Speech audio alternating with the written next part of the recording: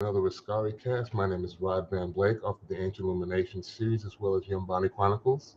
And today I am joined by concept artist Jocelyn Short. Yay!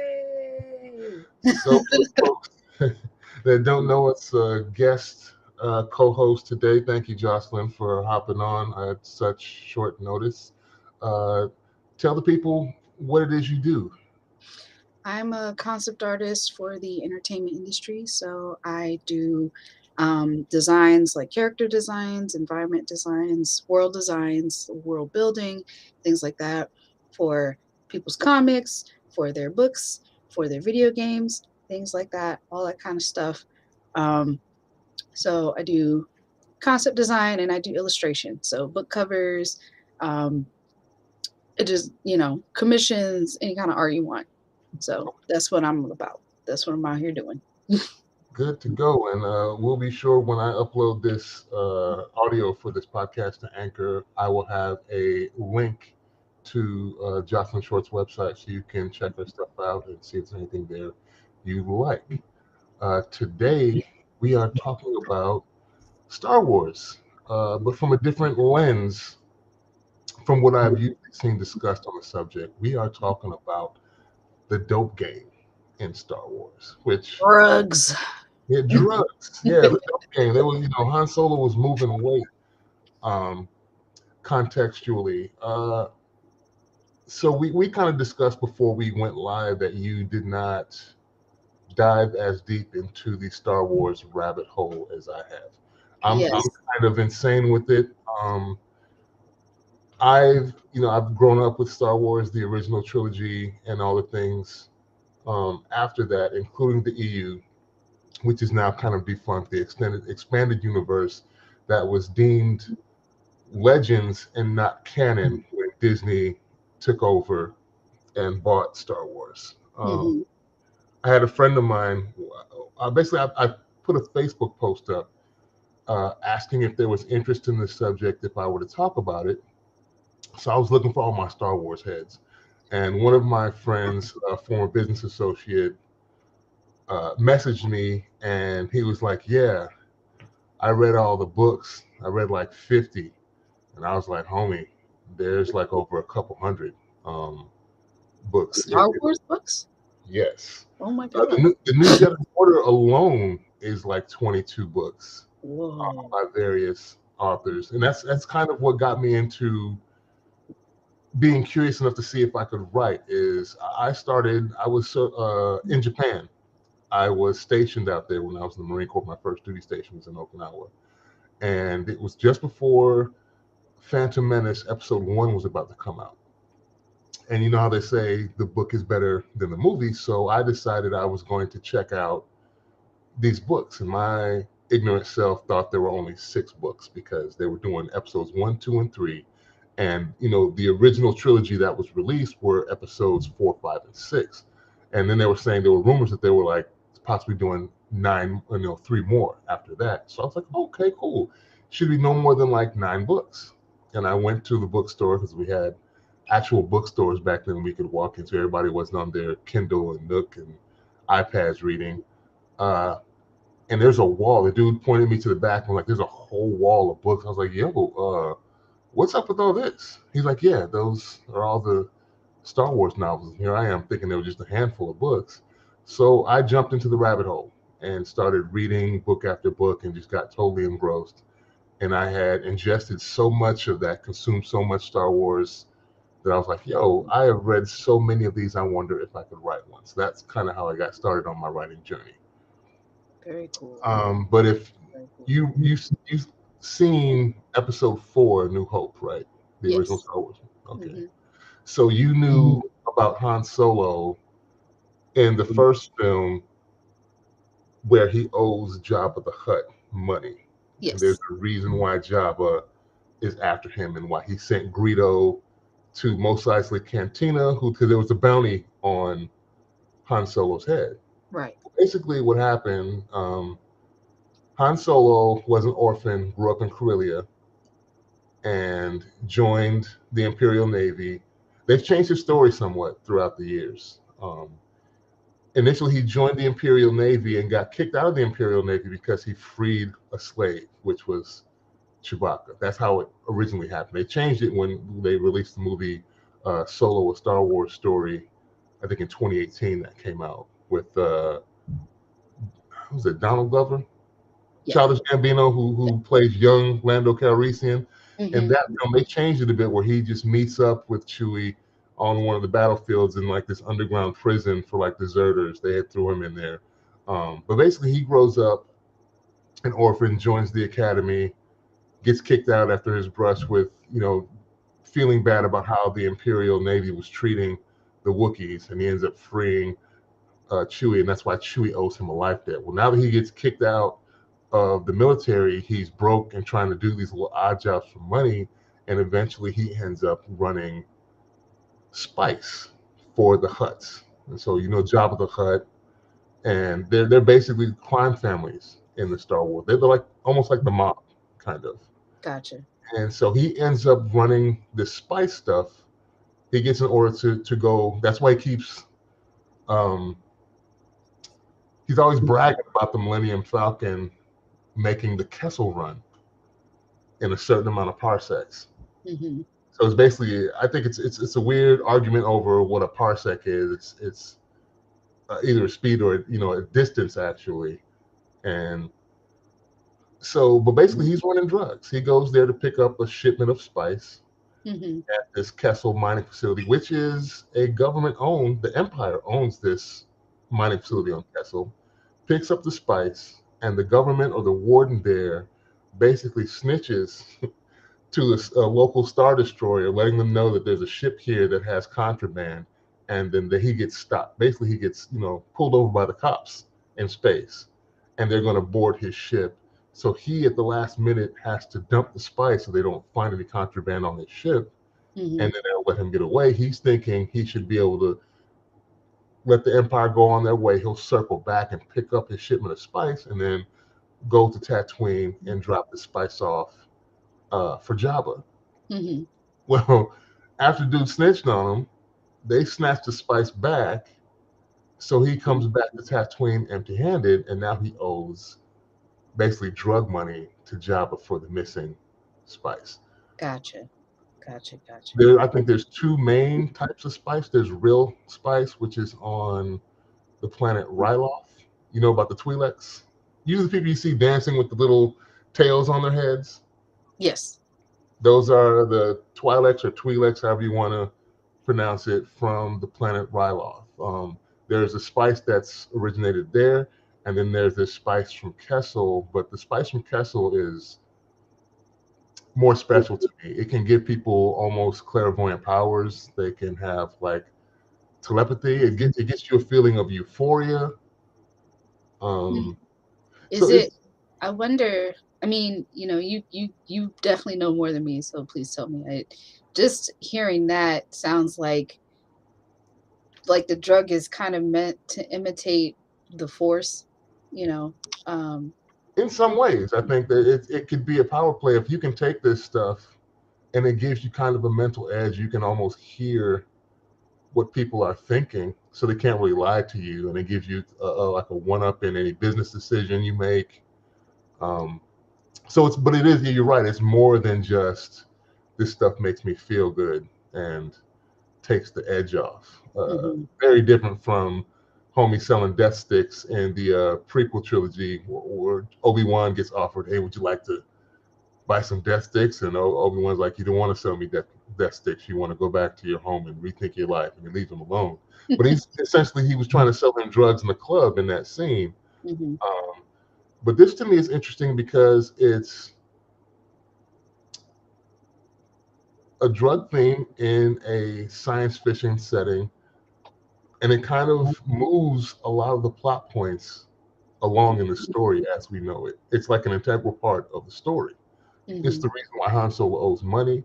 It's Mhm. one of the reasons, in addition to the bounty being on his head, why he's wanted by multiple groups. Because I think he's wanted for being a deserter by the Empire, and he's Mhm. wanted for owing money uh, to the Hutts, Mhm. right? And you said you've seen Empire Strikes Back as well.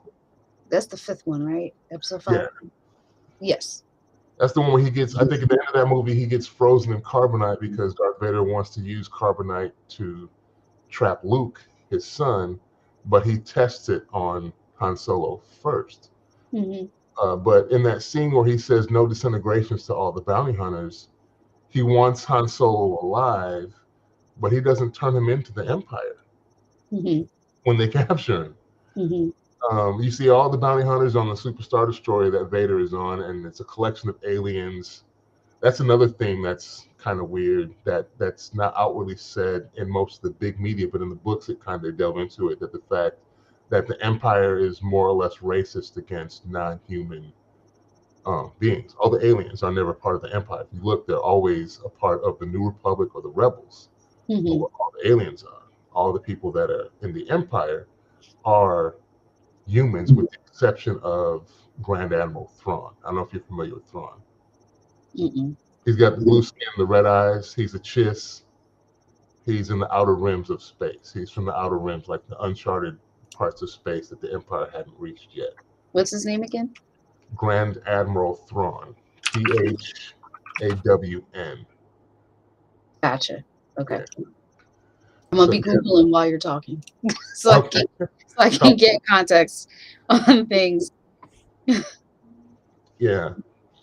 So yeah, Han Solo was moving weight, and there's different organizations that were doing it. The Hutts were involved.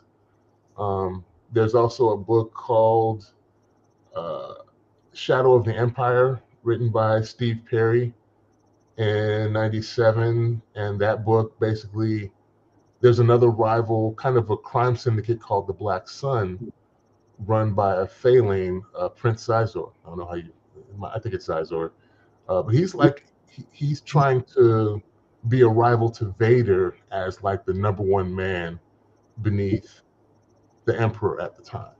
But Okay. it's like another crime syndicate. He deals more in information and uses the information to kind of manipulate things. And he's an interesting character because he's got these natural pheromones he can use to instill fear and stuff, in those that are around him that come into close contact.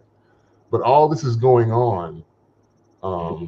Vader doesn't seem to care too much, like I said, about the drug trade, about the spice running going on. But yet, after they capture Han Solo, instead of turning him over to the Empire, he turns him over to Jabba. So it kind of that drug debt took precedence over the bounty for the Empire. Yeah, Um, that's interesting. yeah. Any other So, thoughts on that? I mean, it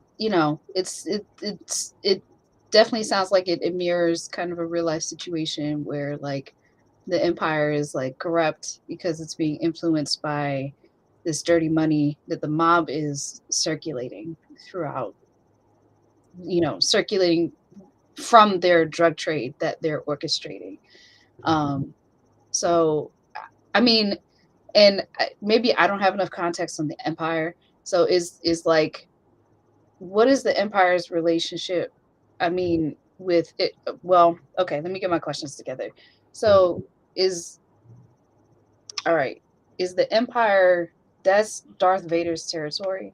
Like, is that like Yeah, he's number two beneath Emperor Palpatine. He's basically the hand that goes off and does things. One of them, actually, we find there are a bunch of emperors' hand, but he's like the most prominent and the one that's at the forefront, the visible. He's the visible hand that you see. The emperor had many hands that went off and did things behind the scenes, but Vader's the main one. gotcha? So the empire is basically just like darkness in general.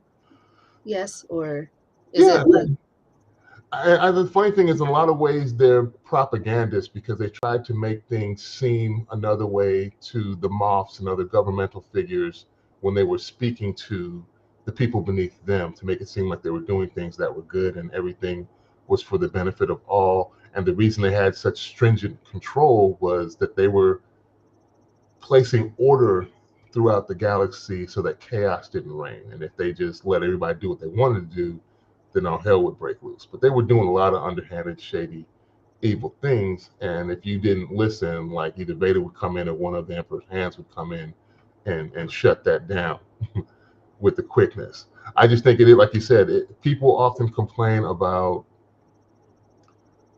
these things being in fictional stories. And I think that's nothing new, though. We were kind of talking about this too, that, you know, art imitates life, and though some people think it's the opposite. So I just never heard anybody talk about the drug trade. And recently they brought it back in with the Disney series on Disney Plus with the Book of Boba Fett, where we find out that Boba Fett didn't in fact die in the Sarlacc pit in Return of the Jedi. He lives, and now he comes back to basically take over Jabba's territory on Tatooine.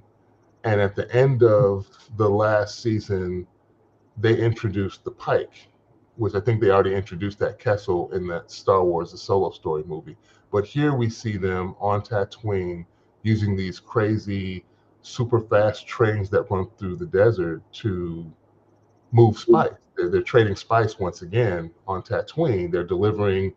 So that, prior would have been something that Jabba's people would have done. That was his thing.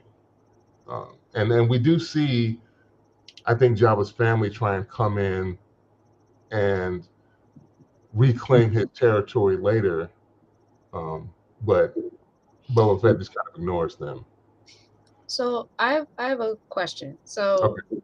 and I think it's just because I haven't seen enough or read enough, probably, I'm sure.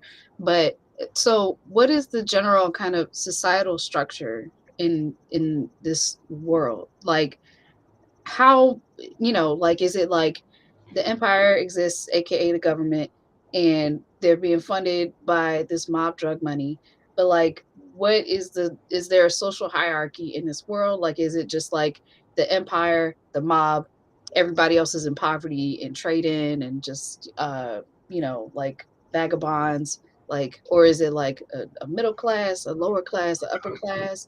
Like, how do the people of this world function? It's all of that. I think when we're talking about the old trilogy from 77 to like the 90s, where the original Star Wars films, the Empire was ruling everything, and they had their, obviously, the people that were within the Empire and the upper class that they let be in place were on top as the upper class. And you had the middle class they weren't necessarily poor or destitute, but they were making a modest living. And then the lower ones, like on the capital planet of Coruscant, they had an underworld at Coruscant. And that's where all the poor people, like, they basically built cities on top of cities till the point where the people in the lower rungs didn't get to see natural sunlight. Have you watched Andor? Mm-mm. Okay. Well, that's like one of the latest series, and they showed that where one of the characters, his mom, lived on Coruscant, and they were in one of those places. She was in like basically an apartment complex that they were so far below the structures that the light was filtered through the upper crust of the city that was built on the planet surface. So where he was before, he was kind of felt privileged because he would get direct sunlight, where it's not just refracting and reflecting down through the city to wherever it is, to the point where it might even be just a um, artificial sunlight, basically filtered Gotcha. into your room, because there's not like you can just open the window and see it. Um, Gotcha. and in The Mandalorian, it's kind of post Empire, where there are still remnants of it, but they're not the main power anymore. They're trying to make a comeback, but they've been broken down since after Return of the Jedi, when the New Republic took over. So in certain parts of space, it's kind of a hodgepodge. Like, Gotcha. you have remnants of the Empire that are still there, and then you have these space cops. They see these people flying around in X-wings, which would have been the rebels or now the New Republic, policing the area, and kind of certain places seem to be like no man's land. So maybe that's why they're reintroducing this spice trade, because the previous authority is no longer there. So everything's kind of being rebooted. They're having to start over, and so people are just getting in where you fit in. That's what I felt with Boba Fett. He was always a bounty hunter. and then he finds himself, he survived the Sarlacc pit. He comes out. He has to basically start over again and rebuild his reputation. He has to re-get his armor because his armor was gone. The Jawas stole it off of him, and then he tries to establish himself basically as a new crime boss. And he's very much a fish out of water. He's been languishing for however long he was in the Sarlacc pit, recovering with the Sand People out in the desert. He has a connection with them, and he has a found family there. And Mm-hmm. then the Pike, like I said, who are reintroducing the spice trade, Mm-hmm. basically disrupt the new life he tried to build for himself. And that kind of what sets him on his trajectory to take the mantle that was previously filled by Jabba the Hutt. Because that was the most interesting part of that show to me, is when he was with the Sand People, with the Tusken Raiders. Mm-hmm. The people that beat up Luke basically in the first movie have the gaffy stick that ride the big banthas, the elephant-looking creatures with the ram's horns on their head. Yeah. They didn't really speak; they honked. Those people. Yeah, he had basically had a new life that he was about to start, and then the drug trade came and messed that up. They like the Nikto gang and the new drug trade with the Pike reestablishing the spice trade on Tatooine basically took out his newfound family, which led him. So again, even in the newer stories, we see that the spice trade is having a heavy effect on the plot. So that's kind of interesting, I think. That is interesting. I like that the spice trade already existed, as like I like that that was like a strong like thought to base kind of the foundation of like how this world is going to function. Because just listening to you talk about, this is why I asked, like, what is the societal structure? Because it sounds like, and I hear from you that it has evolved, that this spice trade in the way that it functions sounds like this is like the land is very lawless, kind of like a Fallout kind of, you know world functioning system. Yeah. So yeah, I was like, how much of a role is this drug trade playing in the world? Like what kind of drugs is it? So and that makes sense, like what you were saying about like the drugs giving you the ability to like read people's minds and like kind of fly. So like the people who would buy it can have, especially people in like the lower rungs of society, so they can have some sense of like freedom and control, um, you know, over who they're talking to or how they're maneuvering to maybe try to get out, Yeah. or just survive, you know. Yeah. Yeah, Or you'd it's be at a definitely, serious advantage trying to negotiate with somebody if I already know what your points are going to be, yeah. beforehand. But as you utter them, I could see your thoughts and just manipulate things to make it seem like the ideas were coming from you, and actually I already know what you're thinking. It's kind of Gotcha. that. Yeah. Yeah, I mean, and I know I need to watch more things for sure, but I'm interested in like what like the types of people on both sides of the force, how they've interacted with this spice trade. Like if they're good people, I guess the people on the more positive side of the force, um, how they've had to interact, and navigate this mob world. Like I know Han Solo, he had his thing, but and I guess he's kind of uh an outlier kind of, you He's a know. gray area character. Yeah, yeah. He's always in. He's the roguish smuggler that ends up having a heart in the end, but he wants to be for himself and just about getting that bag, and that's all he really cares about, which is why him and Leia kind of butted heads initially, because she was for the cause and he was for the loot, and Hmm. she didn't like that. And even I think Chewie was kind of influencing him in that matter because he wanted to join the rebellion as well, because he had more of a reason, yeah, honestly, Hmm. uh, aside from the corruption and stuff, the Wookiees being enslaved, he was down for the cause from day one. And so you can say when Han's getting ready to leave, he wants to go fight when everybody's getting ready to go make that initial Death Star run. Hmm. Let's take a quick break, and then we'll come back and continue this. We'll be right back in a second. Talk to you soon.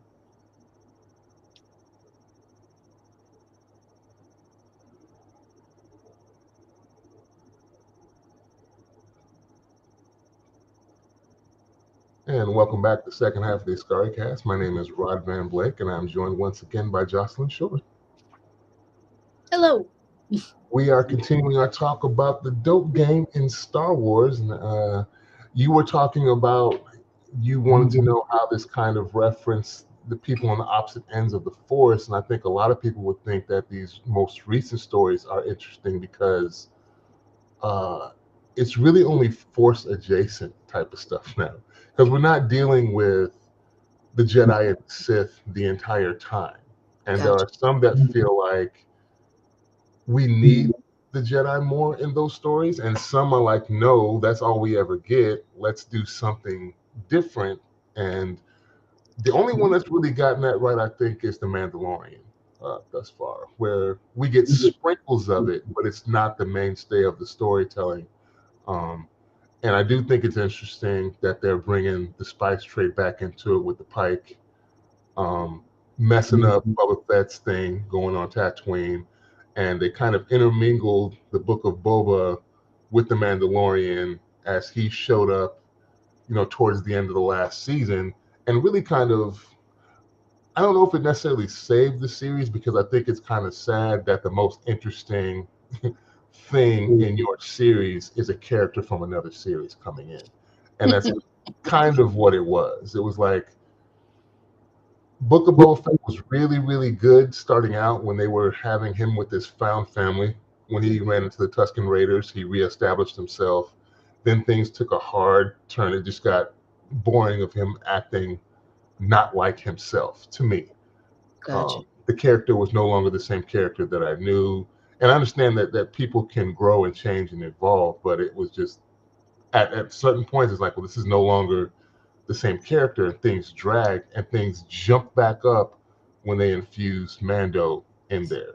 You can definitely tell in shows, or just any kind of creative storytelling when a character has growth versus they're retconning a bunch of stuff. So like you can tell when there's a journey of, progress for a character. So that's unfortunate. It's unfortunate that, you know, that's how that went for him. Yeah, I mean, but it'll still be interesting to see when the Pike are there. We've got them set up on Tatooine, so they've got a conflict set up between the Pike, Boba Fett on Tatooine. We're reintroducing the Mando. So once again, this is going to come into play. I just don't know how it's going to come into play. Whether Gotcha. they're going to start redistributing spice in that territory, and whether that's going to start nudging things along in other parts of the story. Yeah. It'll be interesting to see where this crosses over because in the books and even in the previous older movies, this was kind of just an undercurrent, a layer that was within the story that, like I said, I've really not seen anybody else talk about how significant it really was to the plot points. Gotcha. I'm interested because like you said that there are people who I guess people have been vocal about feeling like they don't want the real world in their stories. Um so like who's saying that? Like why are they saying that about like these recent shows? Have they I'm sure they've said it about like previous movies, but like and I'm also interested in, I guess, people talking about they don't want so much Jedi Sith stuff in their new Star Wars content. So like, yeah, who is saying that, and like, what exactly are they saying? Why, like, what parts of this Star Wars universe that as it exists now are people feeling like this is too much like real life or something? Well, I think a lot of it comes from people not wanting political themes in the stories of their fiction. So with this, it would be you got to figure like the original Star Wars came out in '77. These books were written in that I'm talking about. The Han Solo trilogy was in '97. Shadow of the Empire was written in '97. So from the late '70s to the '80s and '90s, there were currents of this within our own society, but no one really looks at it that way because it's not emphasized, and probably because we didn't have the advent of social media as prevalent as it is now for people to be vocally. There may be people that did think that way back then, But but you just didn't hear them.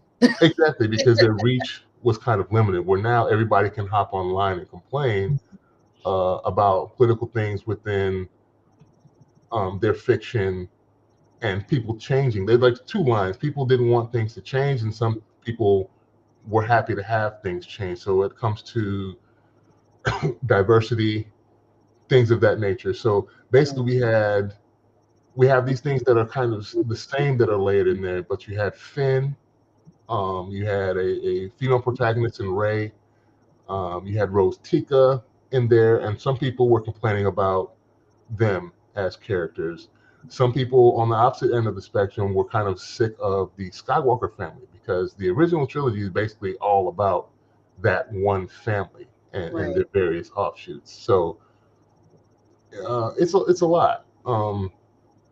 I, I am a proponent of as long as the story is done well, I don't care. Yeah. If you want the whole thing female led, I'm fine with that. If you want the whole thing LGBTQ led, I'm fine with that. But let the story be done well, Hmm.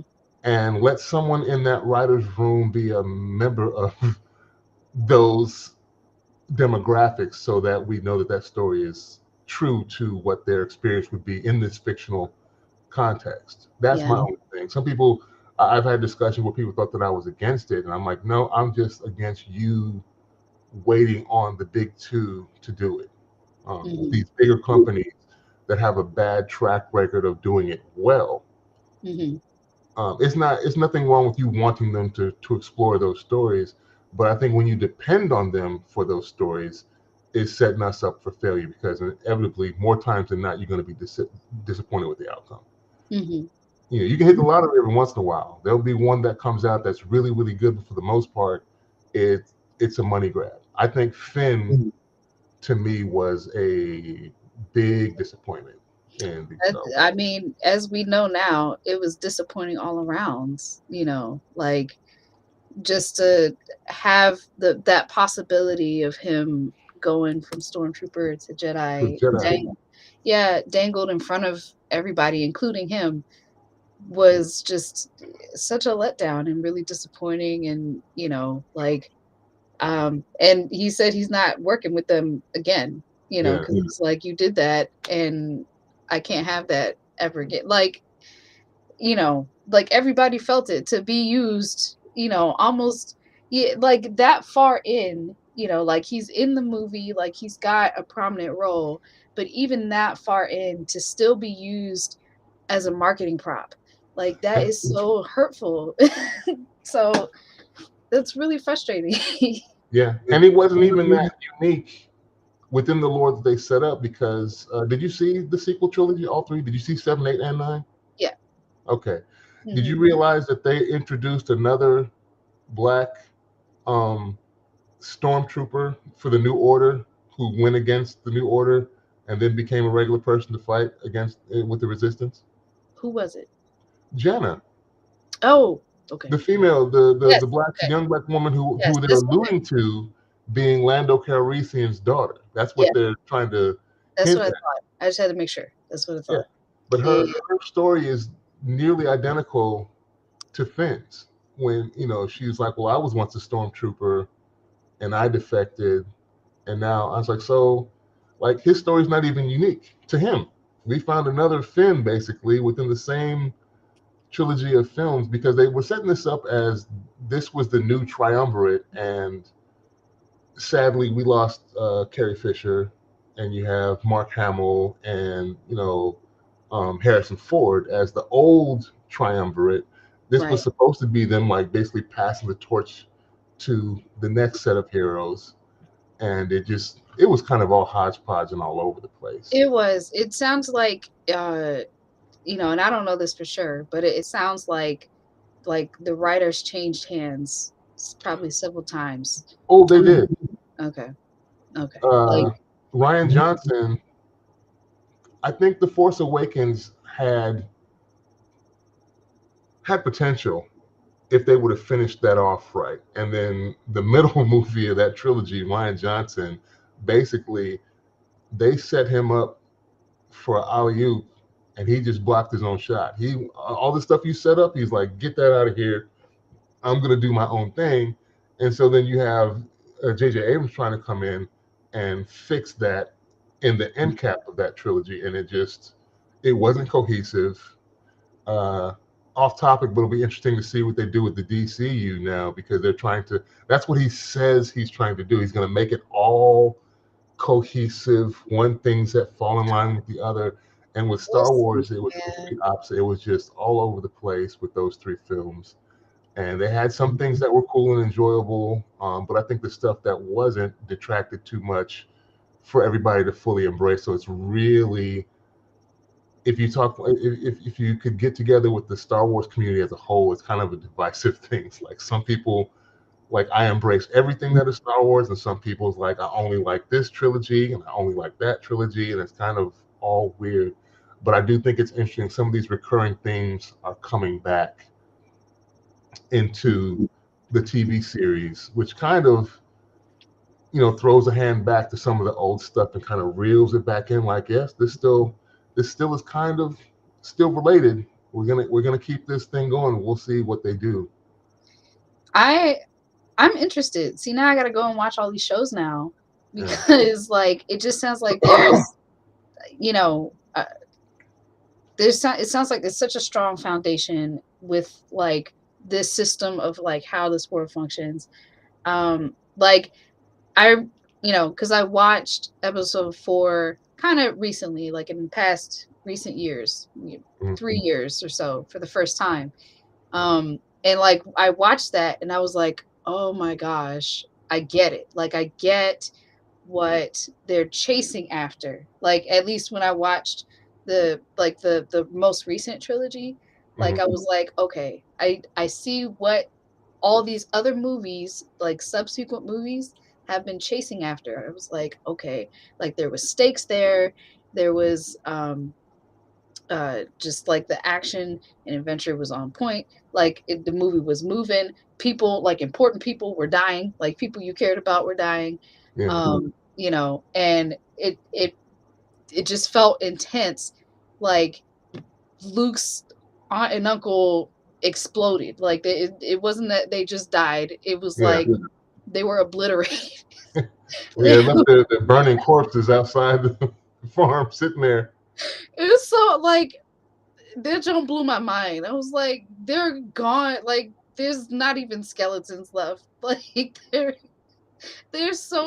just like off out of existence completely. Like I've never seen a better villain origin story than that. Like Lord. And so watching that, I was like, oh, okay, I get it. This is what they're trying to replicate. This is what they're trying to like do again. And I'm like, you can't do this again. Like, or at least not that exact same way. So you have to, I was just like, it just was like, okay, I understand. I really get it. Um, so I'm just and then to hear you talk about the spice trade, that is the strong undercurrent of it all. I'm interested. Do they talk about who makes the drugs? Like who In the manufactures? books, they do, and Okay. you see it kind of hinted at in some of the films, like I said, in the Solo movie, they go to Kessel, and that's where we're kind of newly introduced to the Pike that are now the new custodians of the spice trade. Um, but the other thing is kind of interesting is I don't know how dark they will go now that it's owned by Disney. Do we ever start dealing with, hate to say it, but like some type of addiction? Somebody gonna get strung out on spice? You know what I mean? Because it's owned and primarily for children. And I know there's supposed to be a different way that you can split your Disney Plus so that you can have just the kids content. and then have the adult content that maybe you need, like some extra credentials or something, some verification to log in.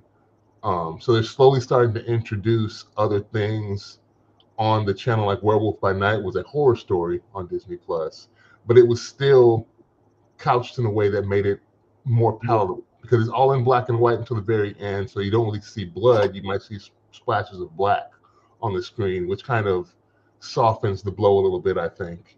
But there's no real visceral action. I was surprised when I watched The Mandalorian, they did show like when he gets a hold of the Darksaber and starts cutting the dude in half, that he actually cuts him in half. Like, I feel like they should because I feel like that is true to the Star Wars universe. Like the first movie to me was kind of brutal. Like, and you were and that was another thing that like shocked me. I was yeah, like, okay, you're seeing real blood. All right. You're seeing, like at the end of episode 4, and you're seeing them, all those like ships speed through that thing and they're getting blown up, and you see them and like they're like actually dead. yeah, Um, you know, and I guess, when I see movies, TV shows, that have kind of magical kind of things that you fight with, one of my gripes with them is like when they're fighting, you don't see, you hear sounds that don't sound that impactful, and you don't see people actually getting hurt. You don't see the blood spill. You don't see the real effect of this thing, so it doesn't feel that impactful. It doesn't feel like it's actually hurting. And I'm like, yeah, no, I kind of need to see that. I need to see if this lightsaber, like I need to see the people bleeding out if that's what you're using. Like the laser guns that they have, I hate when people use laser things in stuff and they just have the sound, but you don't see a hole in somebody from getting shot with this laser gun. And I'm yeah. like, You this is want to what see I the need to grit. see. Yeah. I'm like, I don't Funny. want to see you get shot and then you just blast back and then get back up. I'm like, well, is it powerful or not? So eh, That that's kind of that kind of to me is the function of the stormtrooper, and why you see a lot of these shows with these faceless enemies, because that kind of dehumanizes them. They all look the same. They look like robots even though they're not, and we can just blow them up 1,000 times, and it lets us use the same actors because you don't know who was actually behind the mask. and I get that. I get that, but to me it's not impactful. To me it's like watching like watching Kingdom Hearts. I don't know if you ever played Kingdom Hearts or have seen anything about it, but it's not meant to be super brutal, because it's mainly a kids focused thing, and they fight with these giant keyblades. Yeah, But my whole gripe with it is like, is it hurting or not? Because I'm like, it's a keyblade, but like the edges are kind of blunt, and then like the sounds it makes sound squishy, and then mm, the things that they're hitting just kind of disappear. And I'm like, okay, fine, fine. What is painful? What's not? What are what are the power levels here? yeah, Uh, so what? Yeah, I'm always like, who's getting hurt? What is the pain? Like, what are the stakes? That's, I guess that's my main question behind it all. What are the stakes when you use these things, and when you're using blasters for these faceless stormtroopers or faceless anybody in anything? I'm like, okay, but what are the stakes? yeah. Why do I care about this person getting bopped up or this many people? Why does it matter? Um, Yeah, I so don't know how deep and dirty they're going to get, or how gritty we're going to get, and if they're going to delve more into how the spice trade is kind of affecting the rest of the universe. I think we're mainly going to stick to, I think it's still just going to be an undertone going forward.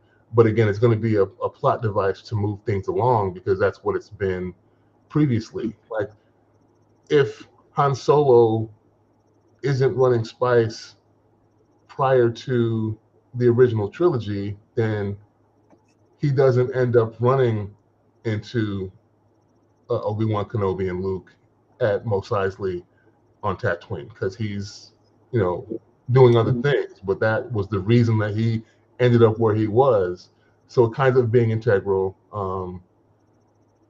The spice in general, where it's held, Kessel, this mining facility, the mall, which is a cluster of black holes where other military installations were there by the Empire hiding this technology that they were kind of hoarding and amassing in this. So you couldn't just fly directly into it. It was supposed to be so complicated to navigate the black holes that you would run the risk of killing yourself trying to get there. So they had this other facility called the Mall where they were hiding technology, which is also next to the Kessel mining facility with the spice.